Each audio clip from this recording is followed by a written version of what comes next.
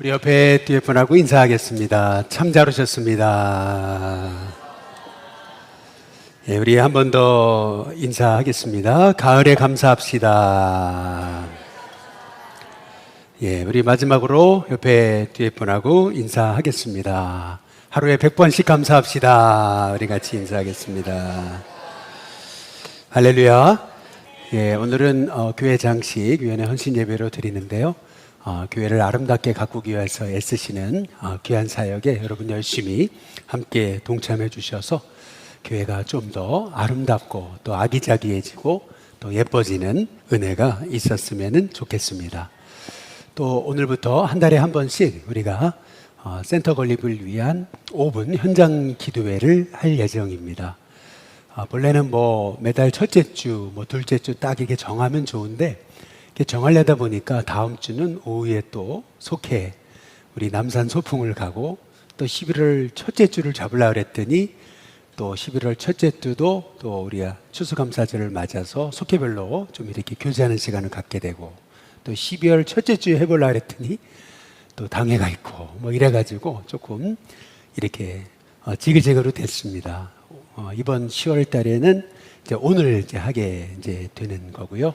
또 11월, 12월은 둘째 주에 하게 됩니다. 정말 딱 5분 하려고 하고 있습니다. 비가 아까 조금 내렸던 것 같은데 우리가 기도하게 되면 비가 안 올 겁니다. 예, 그러니까 오셔서 같이 잠깐 기도하는 시간을 갖도록 하겠습니다. 잠깐 기도하겠습니다. 좋으신 하나님 감사합니다. 교회 장식위원회 헌신 예배로 하나님 앞에 올려드리며 교회를 아주 예쁘고 아름답게 가꾸는 귀한 손길을 축복하게 하시니 감사를 드립니다. 늘 애써서 교회를 아름답게 이렇게 세워가는 귀한 장로님과 또 위원들을 축복해 주셔서 계속하여서 우리 일신교회 이렇게 보이지 않는 데서 봉사하고 또 섬기는 하나님의 종들이 많아지는 축복의 재단이 되도록 인도해 주옵소서. 오늘 또한 우리가 5분 현장 센터 건립을 위한 기도회로 성도들의 마음을 함께 모으고자 하오니 성령께서 우리의 마음속에 미래 세대, 다음 세대, 우리 자녀 세대를 위한 간절한 하나님을 향한 기도가 흘러나오는 축복의 시간이 되도록 인도해 주옵소서. 말씀 듣기 원합니다. 성령께서 우리 가운데 말씀해 주옵시기를 원하옵고 예수 그리스도의 이름으로 기도드리옵나이다. 아멘. 나의 끝이 하나님의 시작입니다. 하나님은 때로는 나를 이렇게 끝으로 막 몰아가실 때가 있습니다. 끝으로 몰아가신다는 것은 내가 할 수 있는 것이 아무것도 없어 보이도록 하나님은 모든 그런 인생의 길을 이렇게 막으실 때가 있습니다. 그런데 내 입장에서는 그게 끝이라고 여겨지는 거거든요. 이제 끝났구나. 근데 너무나 절망하는 그런 상황인데 오히려 하나님의 입장에서 보면은 하나님이 이제 새로운 인생의 길을 우리에게 여시는 시작이 나의 바로 끝에 그 자리인 것입니다. 하나님은요, 하나님이 복을 주시기 전에 때로는 우리의 자아를 완전히 부셔버릴 때가 있습니다. 대표적인 예가 요나 같은 케이스죠. 요나가 불순종을 해요. 자기 뜻대로 잘 되는 것 같았어요. 그런데 풍랑이 오잖아요. 결국 하나님이 요나를 어디로 보내시는 거냐면 고래 뱃속으로 집어넣으시는 거예요. 거기서 엎드려서 완전 끝이다 생각하고 하나님 앞에 기도할 수밖에 없었던 거거든요. 그런데 알고 보니까 그를 끝으로 몰아가신 것이 오히려 하나님이 그를 통해서 새로운 일을 하시고자 하시는 출발점이 됐다라고 하는 거죠. 그래서 우리 인생에서 이제 끝이구나, 소망이 없구나, 다 막혔구나, 내가 할 수 있는 게 없구나 라고 생각이 되는 바로 끝에 그 자리가 실은 나의 끝이 하나님의 시작이다 라고 하는 것을 우리가 깨닫고 정말 끝이라 라고 여겨졌을 때 자꾸 내가 꾀를 부리고 뭘 해보려고 하지 말고 오히려 그때일수록 하나님께 항복 선언을 해야 됩니다. 딱 하나님 항복합니다. 그리고 하나님께 맡깁니다. 그렇게 될 때 하나님은 오히려 나의 끝이 새로운 시작이 되게 하시는 은혜를 주실 줄로 믿습니다. 특별히 오늘 야곱의 이 사건, 야복강의 사건이 그런 거거든요. 야곱이 드디어 라반과 화해하고 이제 가나안으로 가는 겁니다. 그런데 에돔을 거쳐야 돼요. 당연히 에돔을 거치려면 에서를 만나야 되는데 형이라는 관문이 있잖아요. 그렇게 자기를 미워하고 증오했던 그 형이 있는 그 에돔을 지나야 되는 거거든요. 그러니까 야곱은 자기의 사자를 먼저 보내가지고 형의 동태를 살펴보는 거예요. 근데 그때 사자가 돌아와서 했던 말이 창세기 32장 6절이거든요. 32장 6절 우리 같이 한번 읽어보겠습니다. 함께 있습니다. 시작. 사자들이 야곱에게 돌아와 이르되 우리가 주인의 형 에서에게 이른즉 그가 400명을 거느리고 주인을 만나려고 오더이다. 여기 보니까 에서가 400명을 거느리고 라고 하는 말이 이제 핵심인 거죠. 400명을 거느리고 오는 그 광경을 한번 생각해 보십시오. 그 사람들은 다 훈련받은 군사들인데, 그런데 야곱의 입장에서는 다 여성들, 아이들 데리고 가는 거잖아요.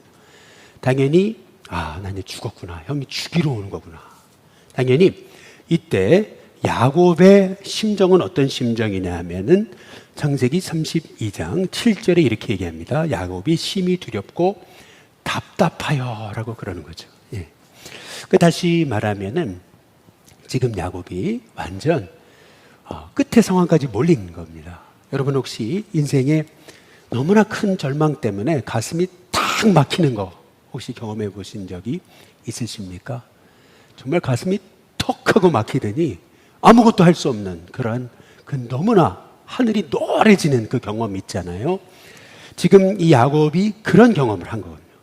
사자가 소식을 전해주죠. 형이 군사 400명을 거느리고 주인을 만나려고 옵니다. 근데 그 형이 군사 400명을 거느리고 그러는데 야곱의 마음이요, 여기 심히 두렵고 답답했다. 여기서 답답했다는 말의 의미가 뭐예요? 가슴이 그냥 턱 하고 막혔다는 거거든요. 하늘이 노래졌거든요. 지금 하나님은 야곱을요 끝으로 몰아가시는 겁니다. 야곱을 자꾸 끝으로 몰아가고 계시는 거예요. 이때 야곱에게 필요한 건 뭐냐면 항복 선언인 거예요. 하나님, 저 아무것도 할 수 없습니다. 하나님만 필요합니다. 하나님만이 내 도우심입니다. 이제 그래야 되는데 우리는 끝으로 몰릴 때 어떻게 되는 거냐면은 창세기 32장 7절에 보니까 야곱이 얘기하잖아요. 자기 꾀를 이제 다시 쓰기 시작하는 거예요. 이게 야곱의 전공입니다. 야곱의 주특기잖아요. 아주 꾀 부리는 거. 그래서 딱 무리를 두 대로 나눠요. 그래서 어떻게 하냐면은 8절에 이렇게 얘기하죠. 에서가 와서 한 대를 딱 치면 그러면 남은 한 대는 피하면 된다. 이 전략을 딱 이제 짜는 것을 이제 볼 수가 있는 거죠. 실은 하나님이 야곱을 끝으로 몰아가시는 것은 이제 그만 꾀를 부려라. 네 머리는 안 된다. 내가 하는 거다. 하나님 말씀하시려고 하나님이 야곱을 끝으로 이렇게 막 몰아가시는 거거든요. 그런데 야곱은 계속 꾀를 부리는 거예요. 어떤 꾀를 부렸냐면 32장 13절에 보니까 이렇게 얘기해요. 야곱이 거기서 밤을 지내고 밤새도록 그냥 머리를 쥐어짜면서 나름대로 꾀를 생각해낸 거죠. 그게 뭐냐면 그 소유 중에서 형 에서를 위하여 예물을 택했다. 이렇게 얘기하거든요. 근데 14절, 15절에 보니까 야곱이 택한 예물이 이렇습니다. 암염소 200, 순염소 20, 암양 200, 순양 20, 전나는 낙타 30, 암소 40, 황소 10, 암나귀 20, 새끼나귀 10. 제가 이걸 다 더해보니까요, 이 야곱이 에서에게 주려고 택한 예물의 숫자만 550마리입니다. 별 놀라지도 않으시는데 550마리입니다.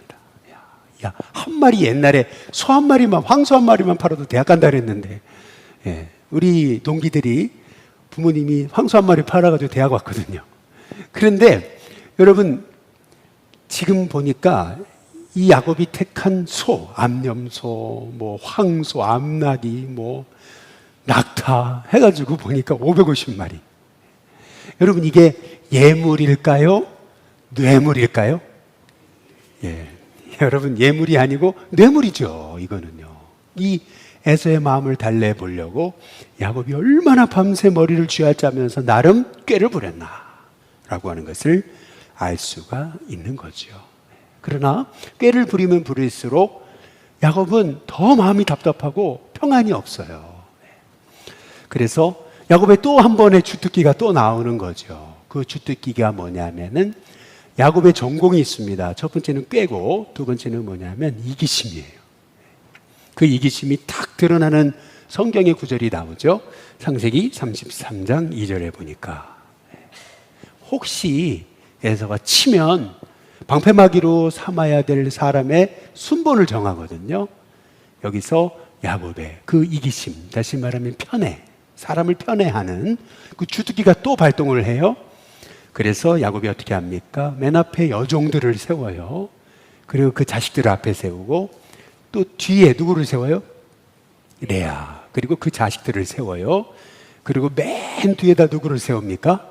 라헬과 요셉을 세웁니다. 이 사람 줄 세우기 한번 잘 생각해 보세요. 이 일을 당하는 여종들의 입장, 레아의 입장을 한번 생각해 보시면은 그래, 우리는 죽으란 얘기구나. 그렇잖아요? 딱 보면 알잖아요. 이게 사람 딱 줄 세웠잖아요, 지금. 여러분, 이 줄 세웠을 때 한번 잘 보세요. 부인이 넷이고요. 지금 자식이 12이거든요. 그러면 줄을 딱 세웠다고 쳐보세요. 여러분 한번 생각해 보세요. 16사람을 쫙 줄을 세웠다고 보세요. 그러면은 맨 뒤에 라헬, 그 다음에 요셉이 있다고 생각해 보세요. 벌써 여기에서 이 여성들의 그 엄청난 마음의 실망감이 좌절감, 그 상처. 여러분, 이 야곱의 이 이기심, 이 편애, 이 꾀를 부리면 부릴수록 야곱은요, 이게요, 잘못된 선택을 하고 있는 거예요. 이걸 자기가 몰라요. 결국 하나님 어떻게 하셔요? 하나님이 하시는 일이 있어요. 그건 뭐냐면은 창세기 32장 한번 24절에 보시죠. 야곱이 끝까지 자기 꾀, 자기 이기심, 자기 생각 놓지 않으니까 하나님 하시는 일이 뭐예요? 우리 창세기 32장 24절 같이 한번 읽어보겠습니다. 함께 있습니다. 시작. 야곱은 홀로 남았더니 어떤 사람이 날이 새도록 야곱과 씨름하다가. 하나님이 어떻게 하십니까? 야곱을 딱 홀로 남기시는 거예요.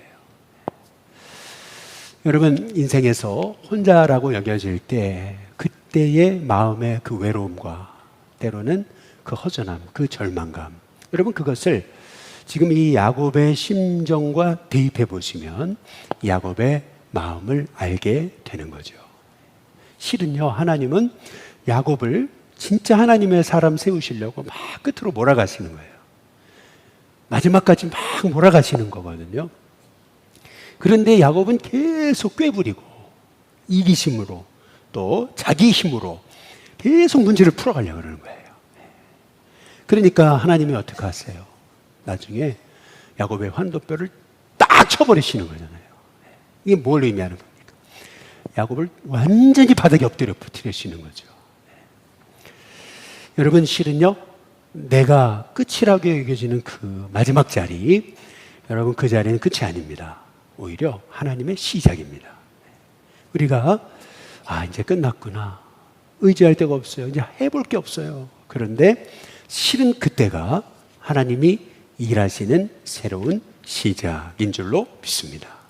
근데 오늘 말씀에서 우리가 기억해야 되는 것은 이거예요. 실은요, 이 야곱의 모습을 잘 보시면은 매 맞아야 됩니다. 한번 되게 맞아야 됩니다. 왜냐하면은 얼마나 꾀를 부려, 밤새도록 꾀를 부리고, 그리고 사람 줄 세우고, 그리고 나서 어떻게 하는지 간에 사람을 달래가지고 사람의 방법으로 문제를 해결하려고 이 몸부림치는 야곱의 모습을 보세요. 여지껏 야곱이 잘한 게 하나도 없어요. 그러니까 하나님이 그냥 한 대 딱 때리시면 좋을 것 같아요. 그런데 오늘 여기 말씀을 보시면은 뜻밖의 사건이 일어납니다. 그게 뭐냐면 하나님 천사를 보내시는데 이 천사가 야곱과 씨름해서 당연히 누가 이기겠어요? 여러분, 당연히 천사가 이기는 게 마땅합니다. 게임이 안 되는 사건입니다, 이거는. 그런데 놀랍죠. 일부러 주의 천사는 야곱에게 져줘요. 져주잖아요. 그리고요, 그렇게 끝까지 자기 힘으로 해보려고 몸부림치는 야곱에게 묻잖아요. 네 이름이 뭐냐고. 그때 야곱입니다. 그러니까 천사가 그러잖아요. 너는 이제 더 이상 야곱이 아니다. 너는 이스라엘이다. 실은요, 한 번쯤은 책망하실 것 같은데 오늘 이 야곱의 모습을 보고 하나님은 천사를 보내셔서 한 번도 책망하지 않으십니다. 오늘 말씀을 통해서 하나님이 사람을 바꿔가시는 방법을 우리가 보게 되는 거죠. 사람이 책망한다고 바뀌는 게 아니고 오늘 여기 성경에 보니까 하나님은 축복을 하세요. 우리 창세기 32장 한번 29절을 한번 보시면 29절이거든요. 야곱이 오히려 또 이제 되묻습니다. 그럼 당신의 이름은 뭡니까? 하나님이 야곱에게 네 이름이 뭐냐? 야곱, 이스라엘이다. 그랬더니 야곱도 되묻잖아요. 당신의 이름은 뭡니까? 이렇게 또 되묻잖아요. 그랬더니 그 사람이 얘기하죠. 어찌해서 내 이름을 묻느냐? 이름을 안 가르쳐 주세요. 그리고 하신 일이 있어요. 그게 뭐냐면은 거기서 야곱에게 뭘 하셔요? 축복만 하십니다. 우리는 여기서 하나님이 왜 야곱을 끝으로 몰아가셨을까?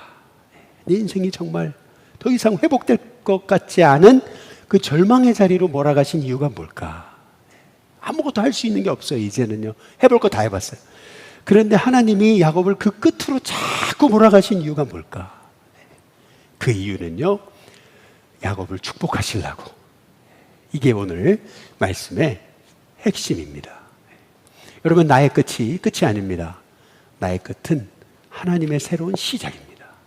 그래서 끝이다 라고 여겨졌을 때 그때야 비로소 필요한 게 뭐냐면 하나님을 신뢰하는 것입니다. 하나님 항복합니다. 그때 하나님께서 나의 끝이라고 여겨지는 그 절망의 상황을 하나님은 새로운 이스라엘이라고 하는, 이스라엘의 뜻이 뭐냐면 승리라는 뜻입니다. 새로운 승리의 상황으로 바꿔 가시는 겁니다.